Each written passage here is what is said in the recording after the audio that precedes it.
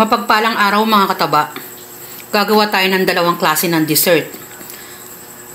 Yung mga nakikita nyong ingredients na yan, hinati-hati ko lang yan. At depende naman sa inyo kung gaano katamis. Tulad nito, sa ating dessert na graham, ito ang kailangan natin. Isang pack ng graham, gulaman powder. Yan, kailangan din natin yan. Kasi yung gulaman powder natin, gagawin ko naman yung jelly. Tapos ito, dito, yung isang latang gatas natin, dahil nakalimutan kong bumili ng creme densada, yan, kasi naisip ko meron akong condensed milk. Yan, yung kalahating lata ng gatas ng condensed milk, nilagay ko rito at naglagay ako ng konting evap milk. Tapos, isang lata ng fruit cocktail. No, hindi naman masyadong malaki to. Yung syrup ng fruit cocktail, yan, ididip natin yung ating graham dyan. So, ito naman, ilalagay ko naman to. 3 cups ng water to. Yung ating gulaman powder, gumamit ako dito ng buko pandan. Kasi ilalagay ko rin to mamaya sa graham. Tapos, maglalagay ako ng condensed milk.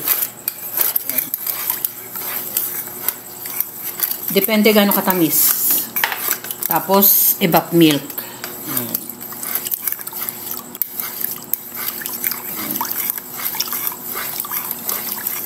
Diba?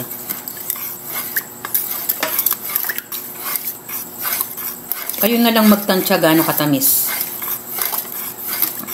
Tapos, saka natin isalang. Yan. Dahil kuratsa si Mama Taba, hindi ko na naipakita na isinalang ko to. Ano lang naman to? Ibuboil lang yung ating tinimpla kanina. Yan, hinahalo ko at pinapalamig ko lang ng kaunti kasi madaling tumigas to. Gawa ng ating gulaman. Yan. Kasi ilalagay ko rin to dito sa ating graham. Kaya mainit-init pa. Yan. Habang medyo kinu-cool down ko yan, eto, pwede na tayo maglagay dito sa ating yanera. Tapos, maglagay na tayo nito. Yan. Kalat natin. Tapos, isoak natin dito yung ating ini-mention ko kanina, yung syrup. Ayan. Para mas madaling lumambot.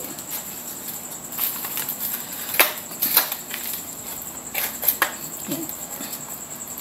Sakto lang to eh. Ayan.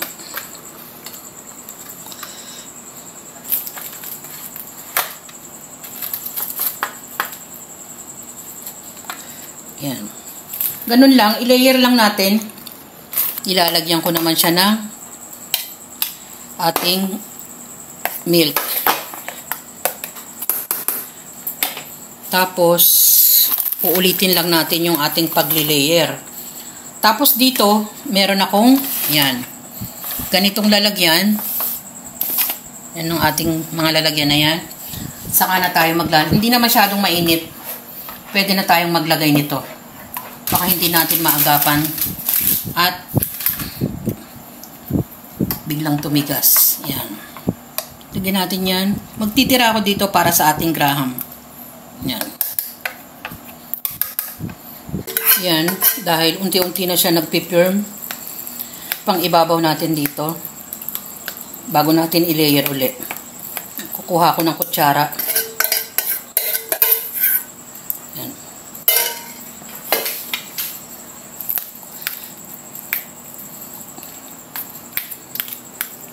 Balikan niyo ako habang inaayos natin.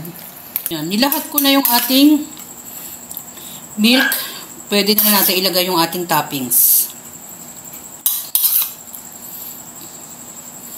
Naghugas muna ako ng ating kamay dahil yung dagta ng kangkong dumikit na sa kamay ni Mama Taba. Yan, ayusin lang natin at okay na yan. Lahat ko na. Oh. Yan.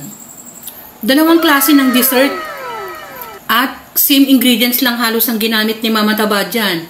Ang pinagkaiba lang naman natin mga kataba ay yung Graham at yung ating gulaman powder. Ganyan yung ginagawa ni Mama Taba sa paggawa ng pagkain. Kung saan tayo makakamenos. Pero masarap yung ating ginagawang pagkain tulad ng dessert. Gumawa tayo ng Graham.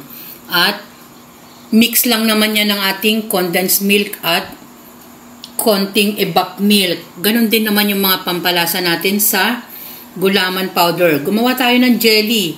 Yung fruit cocktail, hinati natin at yan. Masarap na yung ating gulaman powder. Meron na tayong jelly.